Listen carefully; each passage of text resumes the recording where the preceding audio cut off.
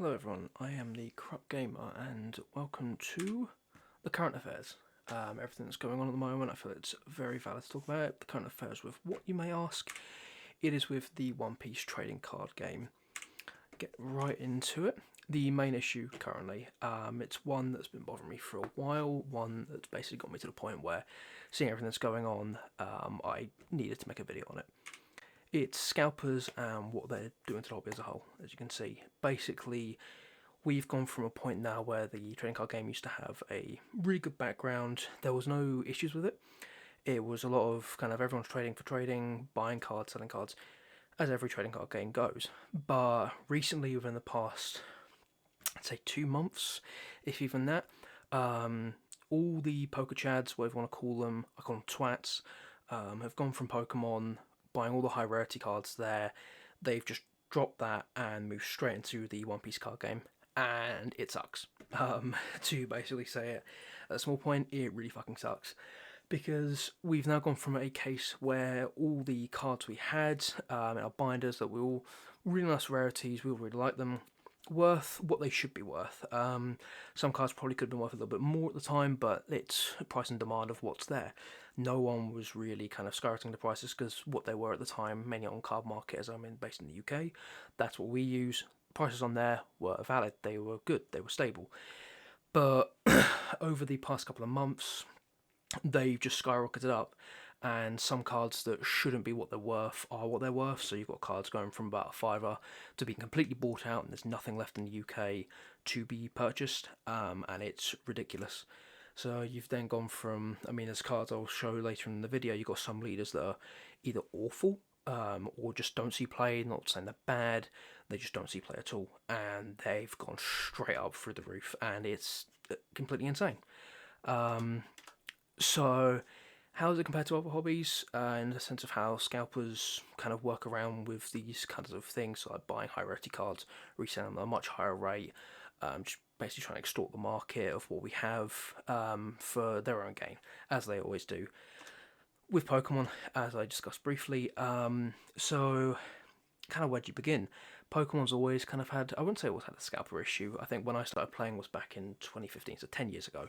I was a kid, you're not exposed to that kind of market. Where it was very good locals. It's normally trading for trading, so like back in the old times, EX for EX, full art for full art, that kind of thing. Prices weren't in our mind. We'd have people over, see the trades, just see if no one was trying to do each other out, but we never were. We were just kind of kids at the time, so we didn't think about doing something like that. But I guess the kind of market for that's always been there. So you see with older sets, like in, I think it was Team Up, the Latios illustration rare, whatever you want to call it, that's like worth a couple of grand. The tag team Mimikyu and Gengar being as much as it is. But in the current format, where especially with the modern Scarlet and Violet sets, especially Prismatic Evolutions, I was there to see the forefront of it, watching, as many of you would have seen, videos online of countless, full-grown adults just fighting constantly over like collection boxes. It's ridiculous. Like, it's kind of like how we all used to joke back in the day about Black Friday sales. You have people fighting over like really good deals, but this time it's just boxes and boxes of Pokemon cards. People want to get the hits, like the all the illustration rare evolution, especially the Umbreon. Everyone was killing each other for them, basically. Just trying to get that one chase card that's like 1 in 1,000 kind of thing, just to sell it at an extortionate price to someone who just wants the card. Doesn't, most of these scalpers, like they are, all the same, they don't really play the game. And some may play the game, so I know what I'm talking about, kind of have that layer of like they're not a scalper, they just want to get what this money worth. They're not, they're a scalper, they're a twat. And especially with Pokemon in the last couple of months, where I don't know what caused it to happen. I think there was something that went along the lines of the Pokemon company was just kind of going to print more product. I don't know if that's true or not. From what I heard at my locals, that's kind of what was going on. And so all the Pokemon scalpers just kind of jumped ship, went to One Piece. And really sucks, as I've already mentioned. But in terms of Pokemon, as it goes with scalpers, that's just what they were. That's how they did it. It sucks, but luckily I was kind of protected in the sense of scalpers trying to do me out of my cards. I only sold them a lot at a later date because I didn't really need them anymore, and yes, wanted to sell them. Next game, Magic the Gathering. I have dabbled in all the games I'm going to stay on here, so something like Riftbound, I won't talk on much because it's really short printed, so cards like that are going to be expensive due to high demand and low product count as it goes. But with Magic the Gathering, it's very much a sense of. So I play Commander, so a lot of the cards in there you need one of, and that's it. When a card is good, it's going to be expensive regardless. So in the new Avatar set that they just released back earlier in the month from Universes Beyond, the Badgermel Cub, really good card. Just if you know anything about Magic, when it enters Earthbend 1, is literally just put a 1/1 counter on a target land. It becomes a creature, has haste, and then when it is to be exiled or sent to the graveyard, comes back to the field as a land. That's perfectly fine. How it goes with Magic is normally with Magic, its market is very locked to who plays it. You won't find many Magic scalpers because people just won't buy from them. They will just go somewhere where someone's selling for a fair price, and that'll be that. And any of the really truly expensive cards are normally ones from Alpha, Beta, and Revised. Those kind of cards, and those cards fetch the price that they are because, the a Black Lotus, stupid money, but understandable. It's an incredibly old card. Any good condition card, version of it is going to go for stupid amounts of thousands. So obviously the 1/1 ring. Only one of them exists. Post Malone has it, as most of you probably know. He paid $2 million for it, which is understandable. It's an insane amount of money, but it's a 1/1. It's itself. It is just that one card. Basically an NFT for a card if you want. Same with how they do the serialized cards in Magic. But the scalpers, they never really were an issue in Magic from what I've seen. It's very much a card has a set price. If it's bad, it's going to be a nothing burger of money. You're not going to charge someone for like a random uncommon foil, like a tenner. The only uncommon foils I could see going for that much, even in that case, rarely, it'd normally be like a 5 maximum, is like ramp spells. So I have a foil Farseek from, I think it's Ravnica Remastered. Very good card, probably only worth a couple of quid, because, it's a good card, but you don't see it in like Modern or Standard as much as many Commander, but it is a very nice card. That's it. So yeah, scalpers never really have been an issue in Magic the Gathering. It's just kind of always been the market says as the market is, and the players who play it will know what they're looking for and know what they're willing to pay. Anyone tries to overcharge them, they'll either just bollock them there, or they'll try and barter it down. If it's still too much, they just won't bother. But that's kind of it for the Magic the Gathering card game. Now, the last one, Yu-Gi-Oh! Yu-Gi-Oh! Is one I played for, I don't want to say a long time, definitely about a year or so. I still dabble in it now because it's a lot more affordable to get back into.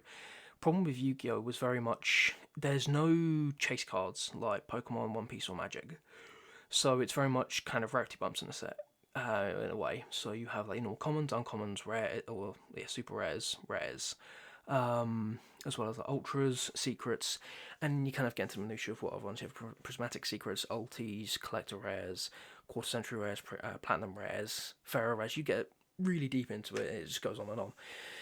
But normally with Yu-Gi-Oh, a lot of the better cards tend to be the higher rarity cards, so the ultras and the secrets. How Yu-Gi-Ohs do their boxes is you get normally 3 or 4 ultra rares, 2 secret rares. That's kind of how they always do it. My best example of this is SB Little Knight. Any of you who have played Yu-Gi-Oh know this card. It's insane, brilliant card. When it came out, it was only available in quarter century or in secret, and I managed to pull one at the time, and it was worth about £90 to £100, and the QCR version of it was worth about 500. That's because the card was just insane. Not because of scalpers, it's just the way Konami do their kind of rarity pulls, pull rates, is very hard to hit a QCR. I say this to my mates who bought 2 boxes of the newest set, pulled 2 QCRs from them, one each. Or actually just Starlights, but I don't know, I believe they changed the pull rates on those in the boxes, but I can't say for certain. But with Yu-Gi-Oh, scalping is near impossible. Only now are Konami bringing in like all art cards, full art cards that have that chase mechanic, because otherwise at the moment, locals would go in. If people have the cards they need from the newest set, they won't bother buying any more product, because there's nothing to chase. There's nothing there that they want. If they want the rarity bump, they'll buy the single. Solarian Academy will tell you, buy singles. It's the best thing you can do, and I will always stand by that. Unless you want to rip a couple of packs, because ripping packs feels great, but most of the time just buy singles. With Yu-Gi-Oh, that is literally it. Buy singles TCG. That is how Yu-Gi-Oh is. And in that stance, scalping becomes very difficult because you can't really do it because of how rampant the trade group is. You have like on Facebook, you have other pages that are around it. Only kind of small businesses will try and upcharge a bit on the card itself because they want to try and make a bit of profit with it because they have to crack their own stock to get that card. But as that goes, that is just how Yu-Gi-Oh is. The I'd say definitely back in, if you know the Fire King era, Fire King Snake Eye era, that was awful because you had, I mean, I remember pricing up. It was 3 die Bellstar, 3 wanted, the quick play spell. I had 3 of that at the time, sold them for 75 each. They then doubled for each the next week. Felt awful, but it's like whatever. It's because of how they do the rarities and the power scaling. If it's a secret rare, it's normally going to be nuts. So like Flambersion, Fire King, well not Fire King, Snake Eyes, um, you know, Diabell Star when she came out, all those cards are insane. But that is dictated by the power of the card as well as the rarity being such, I won't say short printed, but it's you'll get less of them in the box because then you have that as a secret rare and then however many secret rares printed in that set. So it's like one, like say 12.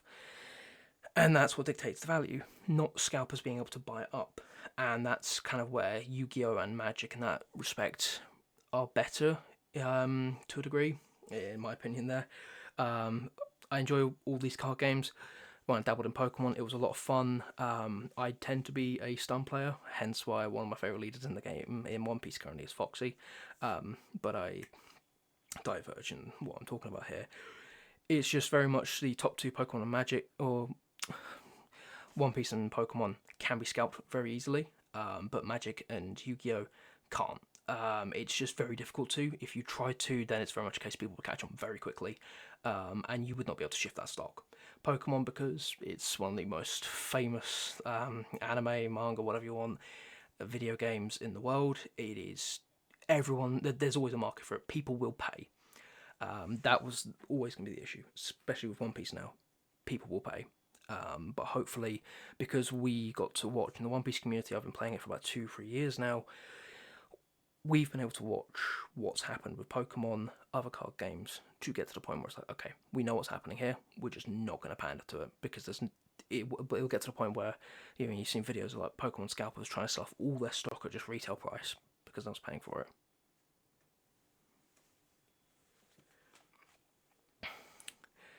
We'll get to the next point, some examples of what I mean by prices skyrocketing.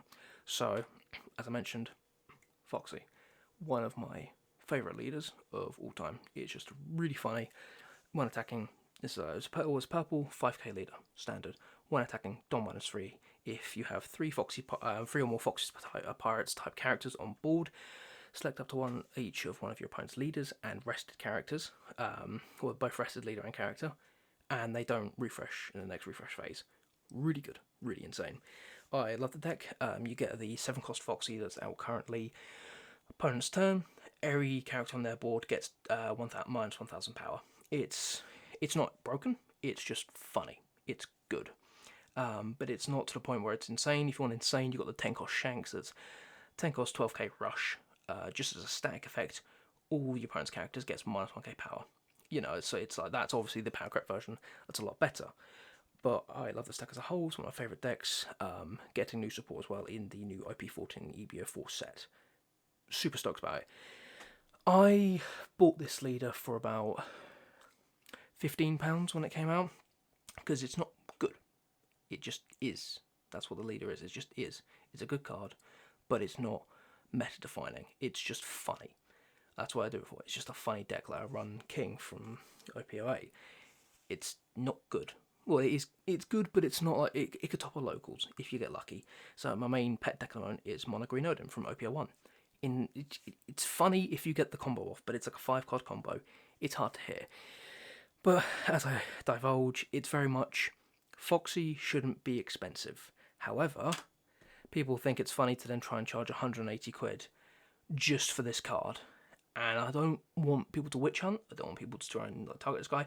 But Sasuke Scott is known for this on card mode. I've seen a lot of his cards that he's listed for stupid money, for no reason. Like old pre-release cards from OPO 4, OPO 5. Like he has an OPO, I think it's 3 3 or 4. I think it's 4 because you've got Yellow Purple Croc in that set. Banana Gator pre-release for I believe £60. That card is shit. It's a vanilla 6-drop 8K. There is no reason in the world that card should be 60 quid. And that's what I mean by the sense of people are just inflating these prices for no reason. Just for the fact of they can. And they think people will pay. But we won't, because we're smart. Next card to look at is Boa Hancock.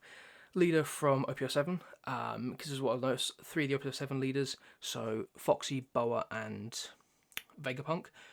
Stupid prices. I'll get to Boa in a moment, but Vegapunk, I believe it was Sasuke Scott, 225 just for a Vegapunk leader. The leader is good. I'd be happy to pay 30-40 quid for it. I managed to get mine on a deal from a mate, but that's not the case. That's not the point. It's just the case of these leaders being stupidly expensive, either because of the fact that it's the current arc at the moment. We're just finishing up the Egghead arc in One Piece, so that's why I think everyone's bought out the Vegapunk leader. While it is good, the deck is really strong. I won't say really strong, but it's very solid. Could easily top a locals, just to the support the deck has. Boa, she's getting a new leader in OP14, which is coming out in just under a couple of weeks. Effect is insane. Your turn once per turn. When a character is removed from the field by your effect, if you have 5 or less cards in hand, draw a card. Super good at sustain. It's a good leader, but it's not stupidly expensive good. No leader should be worth more than, even 50 quid's too much, but even then when OP13 came out, Ace, Emu, Roger, all those leaders were stupidly expensive because they were so good, but it doesn't warrant them being as strong as they were, or as strong as they are even. But luckily the prices have dropped, the market's stabilised. But Boa, on the other hand, mainly because I believe waifu tax to a degree, she is currently 115 at lowest. Now, whilst in the other post with the Foxy, Sasuke Scott doing it for 180 quid is insane. Clearly and evidently, either he is a scalper and he's trying to profit off of things, mainly because of all the pre-release cards he's got. I'd say more, in my opinion, that he is. But with Emperor cards here, I have bought from them before. Super chill guys.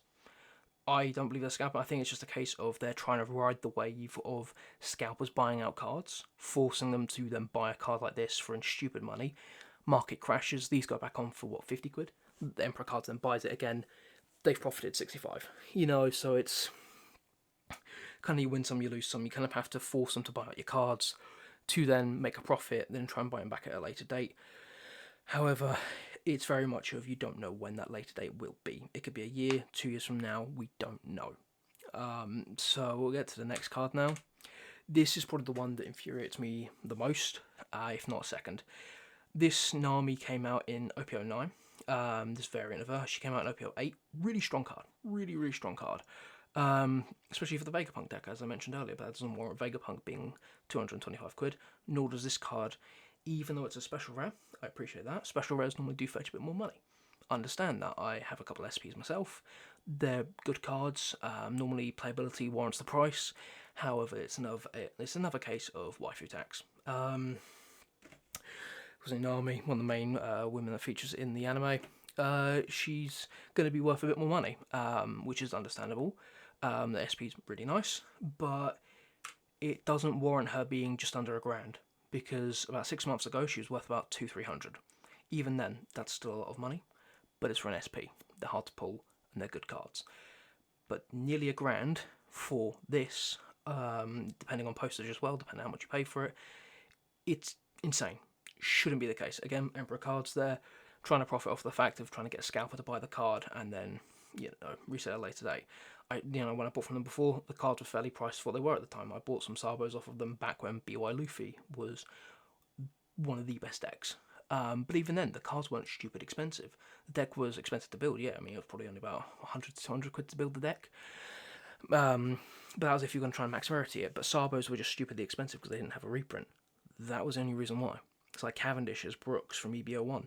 They were stupid money. That's because of the fact that they just didn't have a reprint. Then PLB2 came around, and they dropped. Like, Brooks are not even £1, and Cavendish's are only about £2.50. It's the PLB sets, going on a tangent, are one of the best things that they could have done for this card game.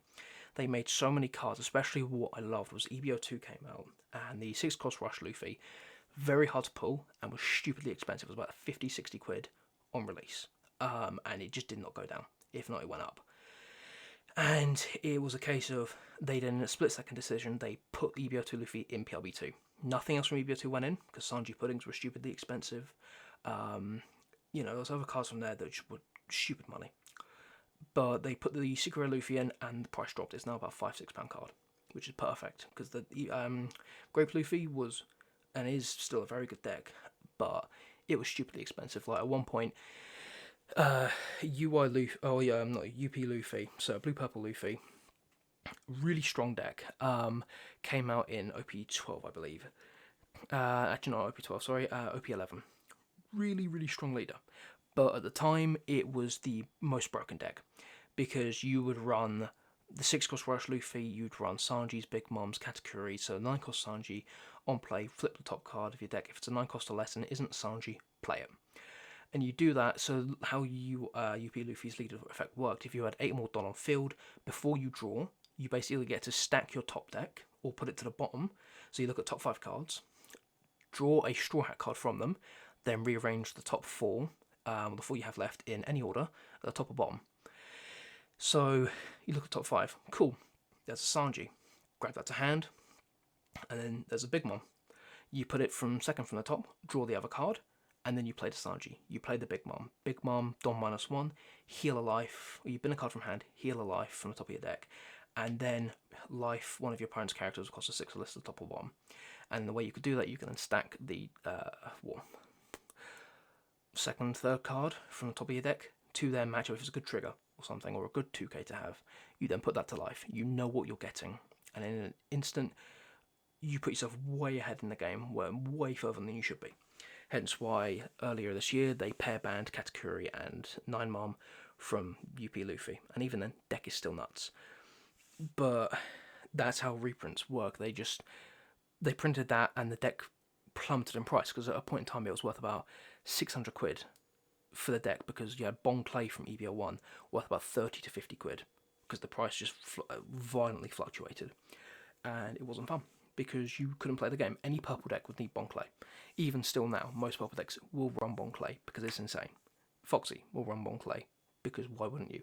Against Ace as well, it's super insane, because you just swing, they have like a 10 bid out, they've cheated out with Iron White bid. It's then gone from a 4-cost 1k to a 4-cost 12k if you haven't put any Don on at all. It's such a good card, and currently at the moment it's at about 15 quid from the last time I've checked. Haven't checked recently though. They did have a reprint in PLB2. Perfect, they dropped the price, but it's still an expensive card, but then it's understandable, it is worth it. It's like Kuma from OP12. It is an insane card. On play, pitch a card from hand, heal a life. On KO, heal a life. It's insane. But a card like Nami, even for the special rare, should not be £950. No way in hell. This one made me laugh more than it did anger me, because it's a bad card. It's just factually a bad card. Even though for the fact it's from OPO1, Pre-errata sets, this is the only version of it technically like this. Even though OPO1 did have a reprint for the Pre-errata stuff, with that, you can't necessarily, I don't think, tell. I believe the reprint version of it does have a star above the secret rare symbol, but that I'm not sure of. However, when I opened my first ever OPO1 box, the only box I ever opened that was Pre-errata, I managed to pull this Shanks and the manga rare in one box. Was super stoked at the time, didn't understand what I pulled, then looked up, shit, that's a very expensive card. And it's been in the binder, top loaded ever since. This card, for the longest time, was £15. And I had one, never thought of buying any more, because there's no point. It's a bad card, it gets rotated in April next year. There is no reason to have more of this card. I have the one, because, just as a side note, I'm making a Shanks card collection, so this is one of the ones that I needed but already had. So I was like, perfect. But there was no reason to indicate why, apart from the fact that scalpers are just idiots. Because there is no rhyme or reason this card should be the price it is of being £100 for this. It is not a good card. It is an alt art from back in OPO1. I understand that point. It's an alt art. It's from the Pre-errata set, so it's going to be worth a bit of money. However, £100 is not it. Nor is, I mean, it's a manga rare. The other version of this I have, it's worth about 2.6 because that is the lowest rating on Card Market for UK only. I understand it's a manga rare, it should be expensive, but just over £2.5 it's absurd. And this being £100 just for this is absurd.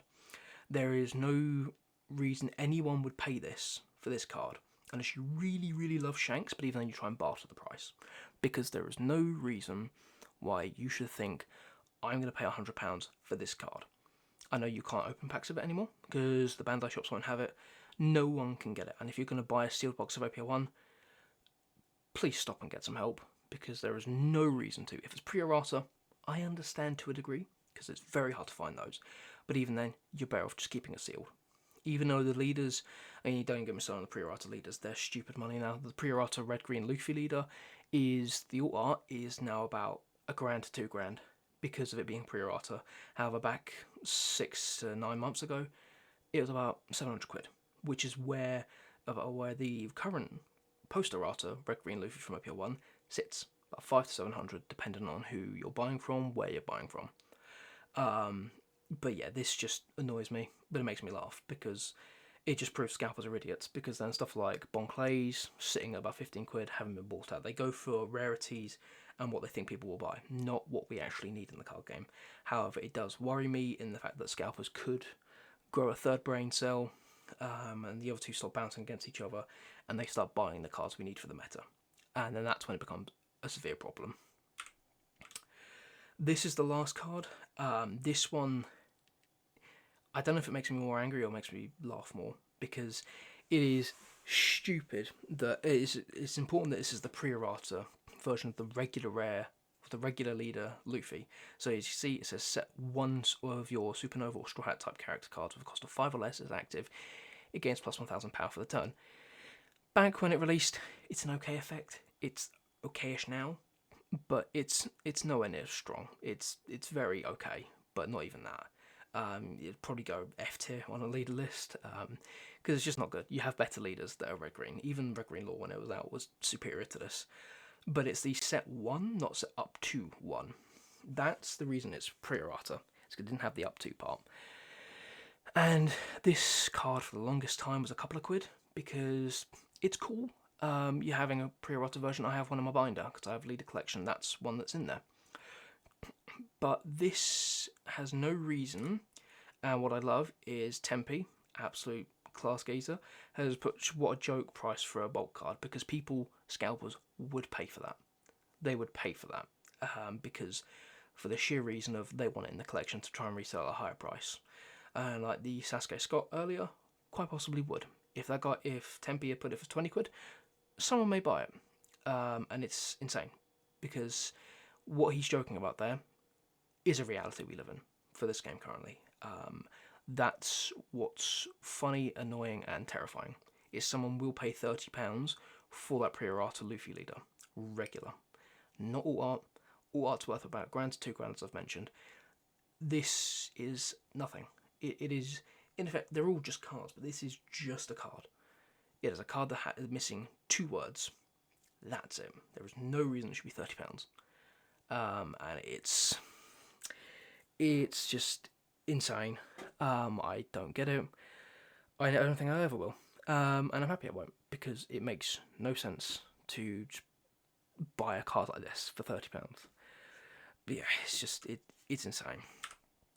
To conclude, the one thing that I hope happens within the next year or so is that the scalpers realise that we're not going to buy their prices. We never will. And what will happen is either most of us will go to card shows, find scalpers, and charge them their own rates for cards we have. Like my mate's currently selling off a lot of his OPL1 leaders.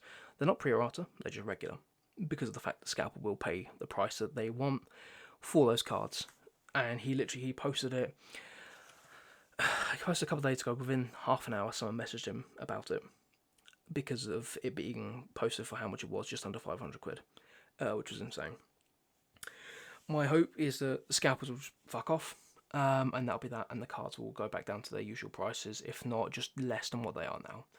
My main fear is that scalpers do grow that third brain cell, start hitting the cards that we use in the meta currently, like the Kumas, the Bonclays, those cards that are sat around about 15 to 30 quid, that are integral to what we use in most decks.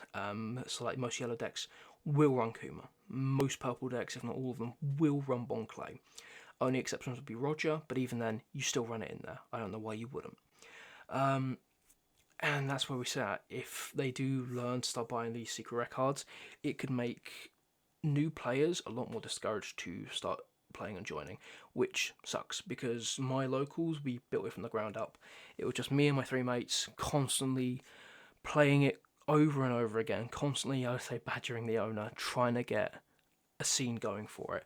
And now we're at the lucky point where we can get at least 8 to 12 consistent players a week at locals. It's small compared to like the Bandai shops we have in the UK, where they get 30 to 40, maybe higher 40s to 50 playing. It's insane. I love that. And we want to keep growing our community, but having cards that could potentially skyrocket to the point where, even at a point where we couldn't play the game because when they were initially released, they were so stupidly expensive. And now to the point where scalpers are buying them to the point where they'd be stupidly expensive, would prohibit new people from playing the game. And we don't want that. We want more people playing. More people at locals, perfect. It shows that the interest is growing constantly, and we get a good scene going. But scalpers potentially buying more and more cards that have value mechanically in the game instead of like just card wise, it being a secret rare, is scary because then, like, say you watch One Piece, you love it, and you want to play the card game, then you see that to build any deck it costs 200 to 300 quid. And so you don't want to do that. Like my deck currently, my Odin one, costs 20 quid at that. It's piss cheap. The only expensive thing there is the leader because it's all art from OPO1. That's it.